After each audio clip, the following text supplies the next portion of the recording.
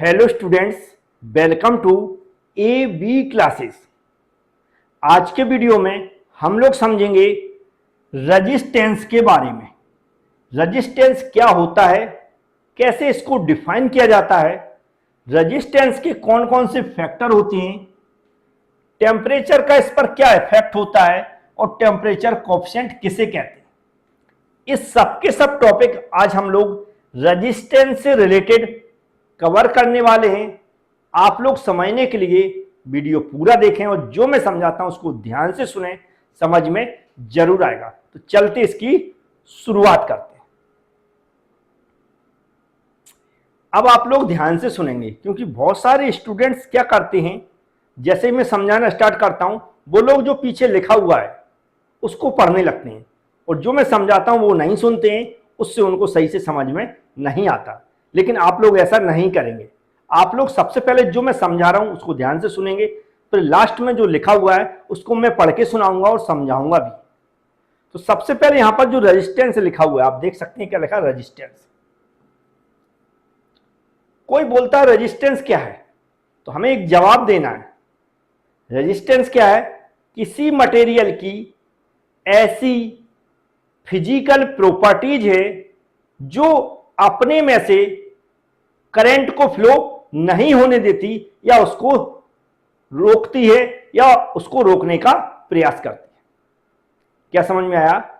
कोई पूछता है कि रेजिस्टेंस क्या है, तो हम लोग क्या बोलेंगे, यह है किसी मटेरियल की ऐसी फिजिकल प्रॉपर्टीज है जो अपने में से करंट को फ्लो नहीं होने देती। फ्लो होने का मतलब आप लोग जानते हैं, जैसे हमारी लाइट बंद है और हमने स्विच ऑन करी और लाइट चालू हो गई, जिसका मतलब है स्विच पर जहां पर विद्युत धारा रुकी थी वो वहां से कहां पहुंच गई, लाइट के अंदर पहुंच गई, तो मतलब फ्लो हो गई, विद्युत की धारा प्रवाह हो गया उसका। ऐसा जो फ्लो है या प्रवाह है किसी मटेरियल के अंदर अगर वह फ्लो नहीं हो पा रहा है या नहीं होता है तो उसके अंदर कौन सी प्रॉपर्टीज है? रेजिस्टेंस की प्रॉपर्टीज है।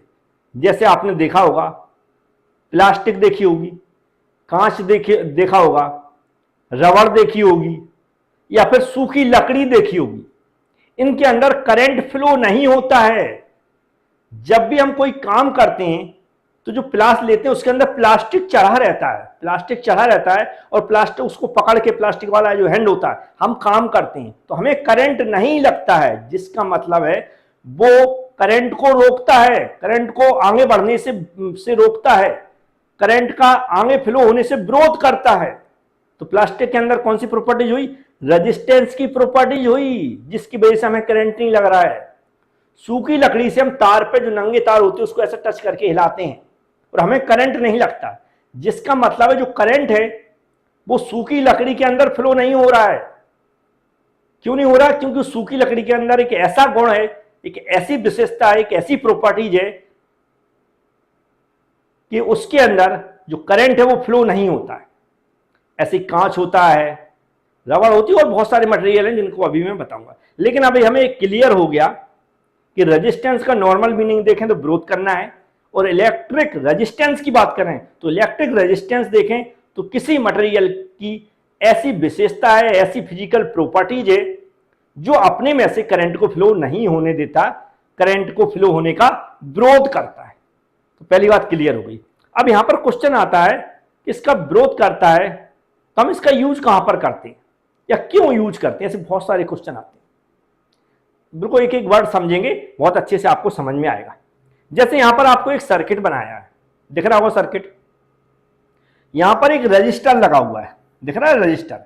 नॉर्मली रजिस्टर देखें तो एक कंपोनेंट है। रजिस्टर क्या है? कंपोनेंट है, याद रखें। रजिस्टर क्या है? कंपोनेंट है। रजिस्टर क्या है? कंपोनेंट है या कोई ऑब्जेक्ट है जो किसी सर्किट में उपयोग किया जाता है। जबकि रेजिस्टेंस क्या है? फिजिकल प्रॉपर्टीज है किसी मटेरियल की। रेजिस्टेंस क्या है? किसी मटेरियल की फिजिकल प्रॉपर्टीज है। वो किस टाइप की प्रॉपर्टीज है? जो अपने अंदर से करंट को फ्लो नहीं होने देती। तो दोनों में अंतर समझ गए होंगे। तो रजिस्टर यहां पर लगा हुआ है। रजिस्टर के अंदर जो प्रॉपर्टीज है, रजिस्टर जिस मटेरियल से बनाया गया, एक ऐसे मटेरियल से बनाया गया है जो करंट को फ्लो होने से रोकता है, करंट को फ्लो होने से रोकता है या अपने अंदर करंट को फ्लो नहीं होने देता। तो क्या समझ में आया ये रजिस्टर यहां पर क्यों उपयोग किया गया और इसके अंदर जो गुण है उसके साथ क्यों उपयोग किया गया।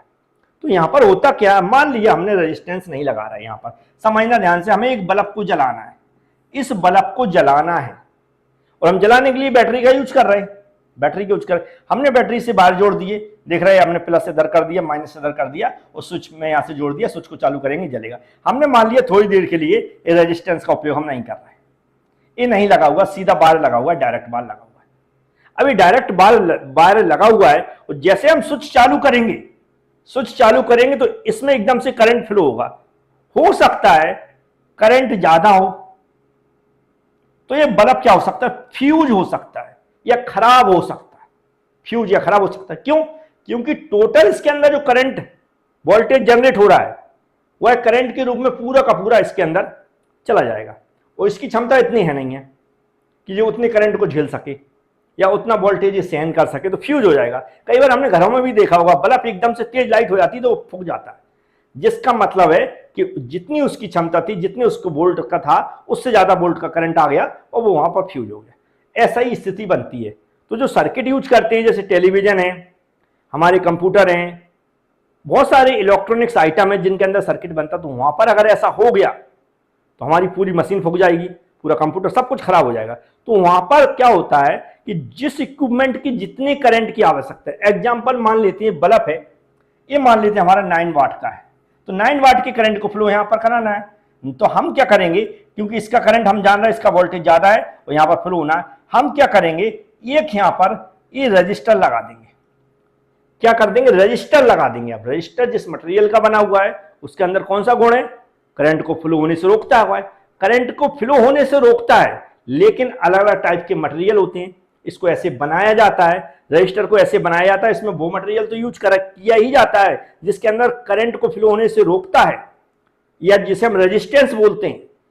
लेकिन इसके अंदर कुछ ऐसे मटेरियल भी यूज किए जाते हैं जिससे इसके अंदर जितना हम करंट आगे बढ़ा सकते हैं, इन नंबर ऑफ टर्न लगे हैं उसके हिसाब से हम इस करते हैं। तो हमें क्या है, यहां पर सिर्फ इतना वोल्ट सप्लाई करना है, इतनी वाट का सप्लाई करना है जिससे बल्ब जल जाए और हमारा खराब ना हो। तो उसके लिए हम एक रजिस्टर का यूज करेंगे। रजिस्टर क्या करेगा कि जो यहाँ टोटल करंट जा रहा है, जो टोटल करंट जा रहा है उसको यहाँ पर कहीं ना कहीं रोकेगा, कहीं ना कहीं रोकेगा और इधर उतना ही सप्लाई करेगा, इधर उतना ही सप्लाई करेगा जितनी इसको ये जरूरत है, हमारा बल्ब जलता रहे। ये करता कैसे, तो रजिस्टर क्या करता है कि यहां पर जो भी करंट आ रहा है उसको अपने अंदर एब्जॉर्ब करके क्या करता है, उसको डिसिपेट कर, मतलब हीट के रूप में उसको बर्न कर देता है, बाहर चला जाता है और आगे उतना ही सप्लाई करता है जितनी जरूरत है। मतलब यहां पर जो करंट आ रहा है उसको कुछ हीट के रूप में बाहर एनवायरमेंट में छोड़ देता है और जितनी जरूरत हो तो आगे बढ़ा देता है। तो हमें ये चीज समझ में आई कि हम सर्किट में इसलिए यूज करते हैं कि हमें जो करंट सप्लाई हो रहा है उसको कहीं पर रोकना है या हमें फ्लो को कंट्रोल करना है। जैसे एग्जांपल में हम क्या करते हैं, हम देखा होगा, हम बाइक चलाते हैं ना, जब हम बाइक चलाते हैं, ऐसी बाइक सभी चलाते हैं, बाइक का एग्जांपल ले रहा हूं मैं, अच्छे समझा रहा हूं, ध्यान से समझें। अब बाइक चला रहे हैं हम लोग, क्या चला रहे हैं, बाइक मान लिया 60 किलोमीटर पर आवर्स के से चला रहे हैं। अब इसको किसी को रोकना है, हम चाहते हैं कि यहां पर आगे जो बाइक जाए वो स्लो करके निकले, कैसा स्लो निकले, नहीं तो स्पीड से निकलेगा तो यहां से कोई बच्चे निकलते हैं, कोई कुछ वहां पर है ऐसा जिससे खतरा हो सकता है बाइक वाले को, तो हम क्या करेंगे, यहां पर एक ब्रेकर लगा देंगे। क्या लगा देंगे, ब्रेकर। क्या लगा देंगे, ब्रेकर लगा देंगे। अब ये 60 किलोमीटर पर आवर से जो गाड़ी आ रही थी वो क्या करेगा, यहां स्लो करेगा। क्या करेगा, स्लो, ऑटोमेटिक स्लो करना पड़ेगी, पर आराम से निकलेगा, फिर जो यहां पर जरूरत है उसके हिसाब से आगे बढ़ाएगा। लेकिन हमारी जरूरत क्या थी कि यहां से वो स्लो निकले, तो उसके लिए हमने क्या किया, यूज किया, ब्रेकर का यूज किया। सेम यहां पर भी हम लोग रजिस्टर का यूज कर रहा है, जिसका पर्पज है कि जो करंट यहां से फ्लो हो रहा है उसकी स्पीड स्लो हो जाए और जितनी करंट हमें आगे बढ़ाना है उतना करंट आगे जाए। तो हमें क्या समझ में आया है कि जो करंट फ्लो होता है उसको कंट्रोल करने के लिए, उसको रोकने के लिए हम लोग क्या करते हैं, रेजिस्टेंस का उपयोग करते हैं। तो रेजिस्टेंस का उपयोग करने का मतलब है यहां पर हमें करंट का विरोध करना है, करंट को रोकना है, करंट की सप्लाई को कम करना है। उम्मीद है थोड़ा बहुत समझ में आएगा। कभी भी कंफ्यूज हो तो रजिस्टर और रेजिस्टेंस में कंफ्यूज ना हो। रेजिस्टेंस क्या है, ये किसी ना किसी मटेरियल का बना होगा रजिस्टर, तो रजिस्टर किसी मटेरियल का बना, लेकिन नॉर्मली हम क्या बोलेंगे, इसको कंपोनेंट बोलेंगे, ऑब्जेक्ट बोलेंगे। लेकिन इस रजिस्टर को जिस मटेरियल से बनाया गया उस मटेरियल के अंदर एक प्रॉपर्टीज होगी, एक फिजिकल प्रॉपर्टीज होगी, उसके अंदर एक विशेषता होगी। वह क्या विशेषता होनी चाहिए? क्या विशेषता होनी चाहिए कि एक ऐसी विशेषता जो कि करंट को फ्लो ना होने दे अपने अंदर, उस विशेषता को हम क्या बोलेंगे? रेजिस्टेंस बोलेंगे। उस प्रॉपर्टीज को हम क्या बोलेंगे? रेजिस्टेंस बोलेंगे। हमने इसी को थोड़ा समझाने की कोशिश की, उम्मीद है थोड़ा बहुत समझ में आया होगा। जैसे एग्जांपल के लिए मान लेते हैं पानी फ्लो हो रहा है, यहाँ पर वाटर फ्लो हो रहा है, वाटर फ्लो हो रहा है, देख सकते हैं वाटर पूरा पाइप भरा हुआ चल रहा है, लेकिन हम चाहते हैं आगे जो वाटर है उसका फ्लो कम कर दूं मैं, तो मैं यहाँ पर कुछ लगा दूंगा। यहाँ पर मान लिया मैंने कुछ लगा दिया, कोई पत्थर लगा दिया, अब वाटर सिर्फ इतनी, पाइप तो इतना ही है तो इतनी जगह से फ्लो होगा, मतलब इतना हमने रोक दिया, अब थोड़ा थोड़ा वाटर यहीं से फ्लो होगा। तो ये जो काम करेगा ये किसका काम करेगा? रेजिस्टेंस का काम करेगा। किसका? रेजिस्टेंस का काम करेगा। क्यों ये रेजिस्टेंस का काम क्यों करेगा? क्योंकि इसने पानी को की बहाव को, फ्लो को रोक दिया है। सेम ऐसी स्थिति करंट के फ्लो की होती, सेम ऐसी स्थिति करंट की फ्लो की होती कि यहां से जो करंट जा रहा था इसको हमें कम करना है, इसको हमें कम करना है। जब इसको कम करना तो हमने रजिस्टर का यूज किया। किसको? रजिस्टर का यूज किया, याद रखें रजिस्टर का यूज किया। और रजिस्टर का यूज इसलिए किया कि इससे फ्लो को कंट्रोल किया जा सके और फ्लो को कंट्रोल किया जा सके। फ्लो कंट्रोल कैसे होगा? तो इस रजिस्टर के अंदर जिस मटेरियल का उपयोग किया, ऐसे मटेरियल का उपयोग किया जिसके अंदर कौन सा गुण था? करंट को फ्लो होने से जो रोकता है, ऐसा गुण था, ऐसी प्रॉपर्टीज थी। उस प्रॉपर्टीज को हम क्या बोलेंगे? रेजिस्टेंस। तो नॉर्मली रेजिस्टेंस को हम कैसे डिफाइन कर सकते हैं? आप समझ सकते हैं कि प्रतिरोध किसी विद्युत परिपथ में विद्युत धारा के प्रवाह का विरोध है। नॉर्मली इसका मीनिंग है विरोध करना। किसका विरोध करना? किसका विरोध करना? इलेक्ट्रिक करंट जो फ्लो होता है उस फ्लो को रोकना, जिसका मतलब होता है विरोध करना है। आगे क्या लग रहा है? इसे किसी, देखो ध्यान से समझें, इसे किसी पदार्थ के, याद रखें किसी पदार्थ के, किसी मटेरियल के उस गुण मतलब प्रॉपर्टीज के रूप में प्रभावित किया जाता है जिसके कारण वह अपने में से होकर प्रभावित होने वाली विद्युत धारा का विरोध करता है। याद रखें गुण के रूप में, प्रॉपर्टीज के रूप में परिभाषित किया गया ना। ये क्या है? प्रॉपर्टीज है, याद रखें इस चीज का। ये क्या है? किसी मटेरियल की प्रॉपर्टीज है, एक ऐसी प्रॉपर्टीज है जो अपने में से विद्युत धारा को प्रवाह नहीं होने देती। जैसे मैंने बताया प्लास्टिक हो गई है ना, हमने बताया लकड़ी है, कांच है, ऐसे बहुत सारे मटेरियल होते हैं जो मैंने लिखा है। देखो यहाँ पर लिखा सभी पदार्थों के लिए प्रतिरोध एक समान नहीं होता है। जैसे तांबा हो गया, एल्युमिनियम हो गया, ये चालक कम प्रतिरोध उत्पन्न करते हैं। हम बाहर खरीदने जाते हैं ना तार, हम कहते हैं तांबे का तार दे दो, एल्युमिनियम का तार दे दो। ये क्यों लेते हैं? क्योंकि इनके अंदर धारा अच्छी प्रवाह होती है, करंट फ्लो होता है अच्छे से, इसलिए हम इन तार को लेते हैं। क्योंकि ये विरोध नहीं करते, इनके अंदर विरोध करने का गुण ही नहीं होता, क्योंकि इसके अंदर करंट अच्छा फ्लो होता है। लेकिन आप जबकि देखें बैकेलाइट देखेंगे, कांच देखेंगे, रबर देखेंगे, अभ्रक देखेंगे, सूखी लकड़ी देखेंगे, पीवीसी देखेंगे, ये ऐसे मटेरियल होते हैं जिनके अंदर करंट फ्लो नहीं होता है। इनको हम यूज करके करंट को आराम से पकड़ सकते हैं, मतलब वायर को आराम से पकड़ सकते हैं, हमें करंट नहीं लगता। क्योंकि इनके अंदर करंट फ्लो होता ही नहीं है। तो इन मटेरियल के अंदर कौन सा गुण होता है? रेजिस्टेंस का गुण होता है। इन मटेरियल को हम यूज कहां पर कर सकते हैं? रजिस्टर बनाने में कर सकते हैं। किसको?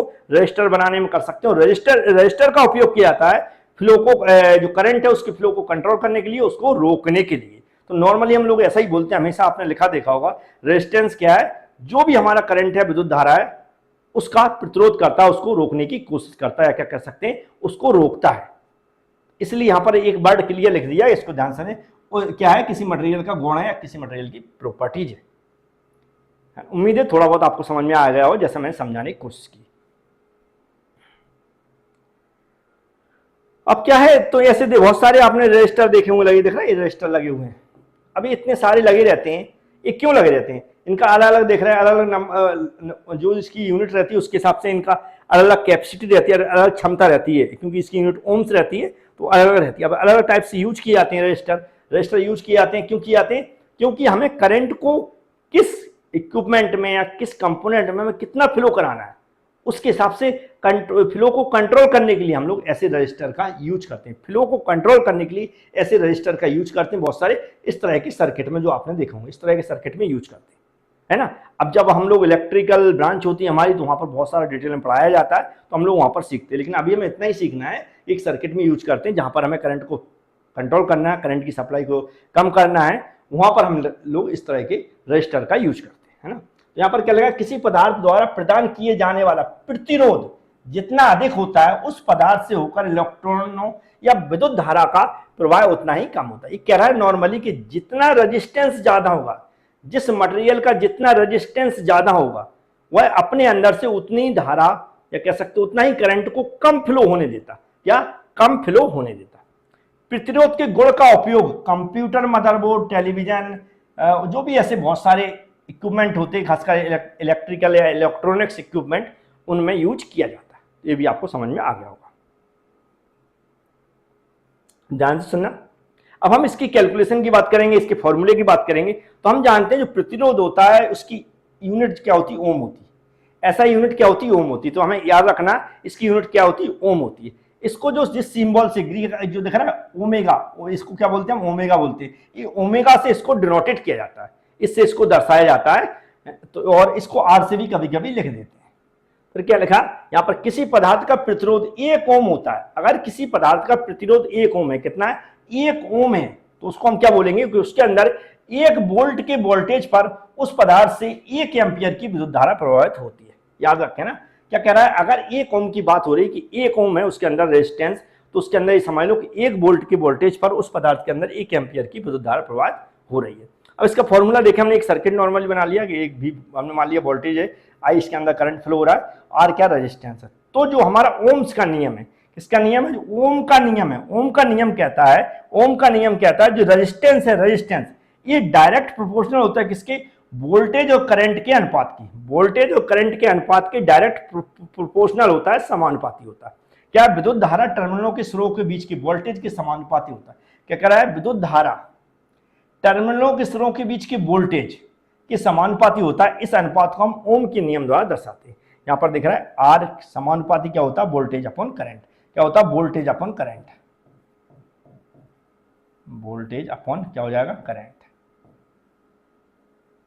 है ना। ये भी आपको समझ में आ गया होगा। तो ये फॉर्मूला हमें याद रखना है, थोड़ा थोड़ा समझाने की कोशिश करें कि जिस तरह हमें एग्जाम में इसको एक्सप्लेन करना है, लिखना है, तो आपको समझ में आना चाहिए। अब आप देख सकते हैं, अब हम क्या करेंगे, इसके फैक्टर्स कौन कौन से फैक्टर होते हैं। तो नॉर्मली फैक्टर्स के बोले कि हमें किसी मटेरियल का, ऐसे मटेरियल का जिस मटेरियल के अंदर ऐसा गुण है जो करंट को फ्लो होने से रोकता। अगर हम बनाएंगे उस मटेरियल का एक रजिस्टर बनाएंगे तो नॉर्मली ऐसा बनेगा। मान लीजिए बना लिया मैंने,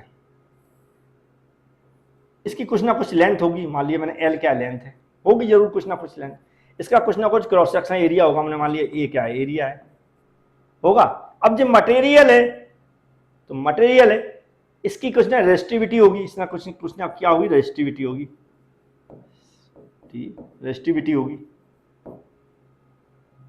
अब यहां पर जब ये तो इसका जो रेजिस्टेंस है, वो क्या सब डायरेक्ट प्रोपोर्शनल होता है, डायरेक्ट लेंथ अपॉन क्या होता है, लेंथ अपॉन एरिया। अगर इसका प्रोपोर्शनल हम लोग हटाते हैं तो आर इक्वल टू, ये क्या होता है, प्रोपोर्शनल आता है, जो रेजिस्टिविटी है इसको हम रो से डिनोटेट करते हैं, इस एक कोएफिशिएंट आ जाता है और इनटू हमारा एल बटे ए हो जाता है। अब यहां पर हमें ये दिख रहा है कि आर डायरेक्ट प्रोपोर्शनल किसके, लेंथ के, और आर इनवर्सली प्रोपोर्शनल किसके, एरिया के। जिसका क्लियर मतलब होता है कि यदि हम लोग लेंथ बढ़ाते हैं तो हमारा रेजिस्टेंस भी बढ़ेगा। किसी मान लो पाइप है, इसका हम लोग लेंथ बढ़ा रहे हैं, पाइप का लेंथ बढ़ा रहे हैं तो उसका रेजिस्टेंस भी बढ़ेगा, क्योंकि ये डायरेक्ट इसके प्रोपोर्शनल है, इसके समानुपाती है। लेंथ बढ़ेगा तो रेजिस्टेंस भी बढ़ेगा। लेकिन इसके अपोजिट, अगर हम लेंथ बढ़ाते हैं तो रेजिस्टेंस तो बढ़ता है, लेकिन जो एरिया है, अगर हम लोग एरिया बढ़ाते हैं तो रेजिस्टेंस कम होता है, और रेजिस्टेंस बढ़ाते हैं तो एरिया कम होता है। इसका अपोजिट क्या समझ में आया, देखो एरिया बढ़ाएंगे तो रेजिस्टेंस कम होगा, एरिया बढ़ाएंगे तो रेजिस्टेंस कम होगा, एरिया बढ़ाएंगे तो रेजिस्टेंस कम होगा, एरिया कम करेंगे तो रेजिस्टेंस बढ़ेगा, एरिया कम करेंगे, क्योंकि ये इनवर्सली प्रोपोर्शनल है या व्युत्क्रमानुपाती है। तो ये भी आपको समझ में आ गया। ऐसा ही मैंने इसके डायरेक्ट लिख दिया कि एस सीधे इसकी लंबाई एल के रूप में बदलता है, मतलब जैसे लंबाई बढ़ेगी वैसा हमारा इसका रेजिस्टेंस बढ़ेगा। या कंडक्टर के क्रॉस सेक्शन एरिया के उल्टा बदलता है, मतलब ए कम होगा तो वो बढ़ेगा, वो कम होगा तो ए बढ़ेगा। यह मटेरियल की नेचर पर भी निर्भर करता है, क्योंकि इसकी रेजिस्टिविटी होती है, उस पर भी डिपेंड करता है। यह कंडक्टर के तापमान पर भी निर्भर करता है, मतलब टेम्परेचर पर भी निर्भर करता है, क्योंकि टेम्परेचर के बारे में अभी हम लोग समझने वाले हैं। तो ये भी आपको समझ में आ गया होगा। अब क्या कह रहा है कि इफेक्ट ऑफ टेम्परेचर और रेजिस्टेंस। रेजिस्टेंस जो है टेम्परेचर का क्या इफेक्ट पड़ता है। तो यहां पर एक लाइन लिखी, देखो क्लियर लिख दिया मैंने कि किसी भी पदार्थ के प्रतिरोध को प्रभावित करने वाले कारकों में से एक तापमान भी है, और तापमान में वृद्धि, याद रखें तापमान में वृद्धि का प्रभाव। यदि हम लोग रेजिस्टेंस, जो मटेरियल है जिसके अंदर रेजिस्टेंस की प्रॉपर्टीज होती है, उसका तापमान बढ़ाते हैं, उसका टेम्परेचर बढ़ाते हैं, तो क्या इफेक्ट पड़ेगा।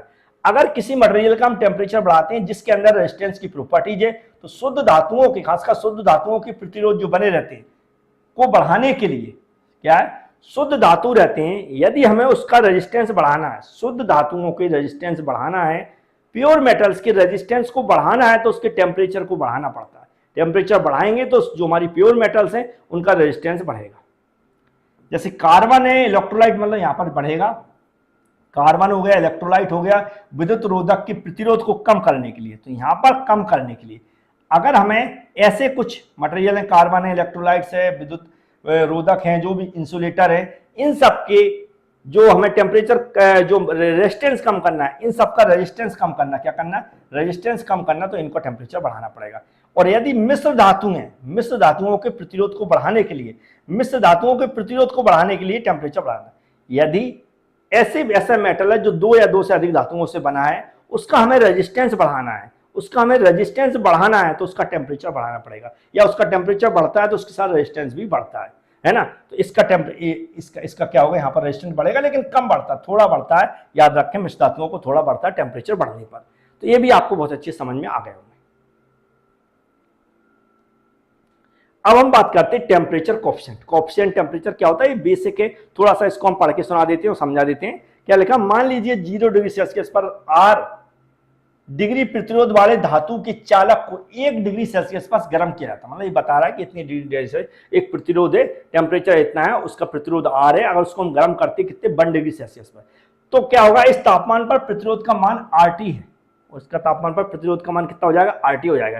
फिर तापमान की सामान्य श्रेणियों में विचार करते हुए यह पाया जाता है प्रतिरोध में जो वृद्धि है RT माइनस 0 हो जाती है। नॉर्मली RT उसका प्रतिरोध है, और जो R प्रतिरोध वाला है उसमें अगर हम उसका टेम्परेचर 1 डिग्री बढ़ा देते हैं, तो उसका जो टोटल टेम्परेचर में वृद्धि है, प्रतिरोध में जो वृद्धि है, प्रतिरोध में वृद्धि इतनी हो जाती है। अगर उसका टेम्परेचर बढ़ाते हैं तो वृद्धि इतनी हो जाती है उसके रेजिस्टेंस में, याद रखें, है ना। तो ये रेजिस्टेंस का बता रहे हैं कुछ डाटा मान के, तो उसमें इतनी हो जाती है। अब इसके एक किस पे डिपेंड करता है, प्रत्यक्ष रूप से इसके प्रारंभिक प्रतिरोध पर। क्या है, जो मटेरियल यूज कर रहे हैं उसका जो इनिशियल उसका रेजिस्टेंस होगा, जो प्रतिरोध होगा उसका, उस पर डिपेंड करता है। फिर प्रत्यक्ष रूप से तापमान में कितनी वृद्धि हम लोग कर रहे हैं, जो उसके टेम्परेचर, उस मटेरियल में टेम्परेचर बढ़ा रहे हैं या उसको गर्म कर रहे हैं, तो कितना गर्म कर रहे हैं उस पर भी डिपेंड करता है। फिर थर्ड क्या है इसका, ये कहता है चालक के पदार्थ की प्रकृति, उसके नेचर पर भी, मटेरियल पर भी डिपेंड करता है, ये मटेरियल किस टाइप का है। बकाया यहाँ पर अगर आपको फॉर्मूला भी लिखना तो RT जी यहाँ पूरा लिख सकते हैं, इसका डिस्क्रिप्शन यहाँ पर दिया गया, अल्फा वगैरह क्या होता है, तो यहाँ पर आप इसको भी लिख सकते हैं। नहीं तो 3 नंबर तो इसी तक तो लिखकर आना ही है। तो मुझे उम्मीद है ये रेजिस्टेंस के बारे में थोड़ा मैंने समझाने की कोशिश की, आपको समझ में आ गया होगा। Thank you.